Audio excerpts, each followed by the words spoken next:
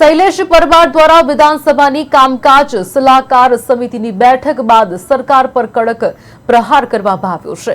તેમણે જણાવ્યું કે 3 દિવસીય સત્ર માત્ર વિધાનસભાના નિયમો અનુસાર યોજાઈ રહ્યું છે અને સરકાર આ સત્રમાં ફક્ત પ્રશ્નોત્તરી બિલ અને ઠરાવની વાહવાહી કરવા મજબૂર છે। પરમારે જણાવ્યું કે તેઓએ ગંભીરા બ્રિજ તૂટવાના મામલે 1 કલાકની ચર્ચા માટે માંગણી કરી હતી તેમજ રાજ્યમાં તૂટેલા રસ્તાઓ અંગે પણ સમાન સમયની ચર્ચા માંગી હતી પરંતુ આ અંગે ચર્ચા કરવાની મંજૂરી મળેલી નથી।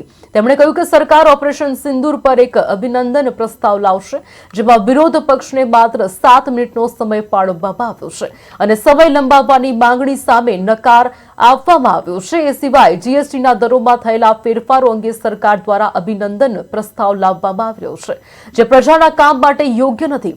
પરમારે આ સત્રમાં સરકાર પ્રજાના હિત માટે કોઈ મહત્વપૂર્ણ કામ લાવતું નથી તેવું પણ જણાવ્યું છે। ગુજરાત વિધાનસભાનું 3 દિવસનું સત્ર મળી રહ્યું છે। આ સત્ર ફક્ત ને ફક્ત વિધાનસભાના નિયમ અનુસાર 6 મહિનામાં એક વખત સત્ર જે મળવું જોઈએ એ રીતનું આ સત્ર મળી રહ્યું છે। 3 દિવસના સત્રની અંદર સરકાર ફક્ત પ્રશ્નોત્તરી 5 બિલ અને 2 પ્રસ્તાવ ફક્ત વાહવાહી કરવા માટે આ 3 દિવસનું સત્ર સરકાર બોલાવેલી છે। વિરોધ પક્ષ તરીકે અમે જે ગંભીરા બ્રિજ તૂટ્યો એની 1 કલાકની ચર્ચા માંગી હતી। સમગ્ર રાજ્યની અંદર રોડ રસ્તા ખાડાઓ અને પુલોની જે પરિસ્થિતિ છે એ અનુસંધાનમાં 1 કલાકની અમે ચર્ચા માંગી હતી પણ આજની કામકાજ સલાહકાર સમિતિની અંદર બંને અમારી 1 કલાકની ચર્ચાને સ્વીકાર કરવામાં આવ્યો નથી।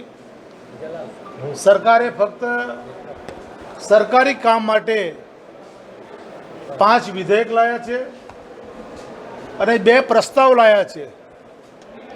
એક સિંદૂરનો પ્રસ્તાવ છે જે સિંદૂરના પ્રસ્તાવમાં 1 કલાકની ચર્ચા છે જેમાં વિપક્ષ તરીકે અમને ફક્ત 7 મિનિટ મળે છે।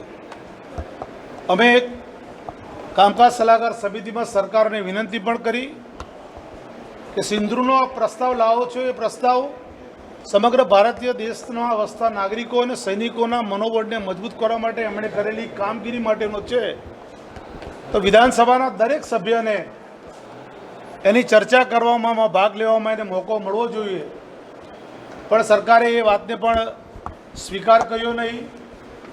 હાલમાં જીએસટીમાં જે દરોમાં ફેરફાર કરવામાં આવ્યો એ દરોના ફેરફાર થયા પછી સરકારે આટલા વર્ષ સુધી દેશની પ્રજાના 18% થી 28% ટેક્સ લઈને જે પૈસા લૂંટ્યા અને લૂંટ્યા પછી જે દરો ઘટાડ્યા છે એ જીએસટીના દરો ઘટ્યા પછી પ્રસ્તાવ લાવીને એની પણ વાહવા મેળવવાનું કામ સરકાર દ્વારા કરી રહ્યું છે। માટે આ સત્ર ફક્ત ને ફક્ત 100 પ્રસ્તાવ સરકારી બિલો અને સરકારી વાહવાનું છે।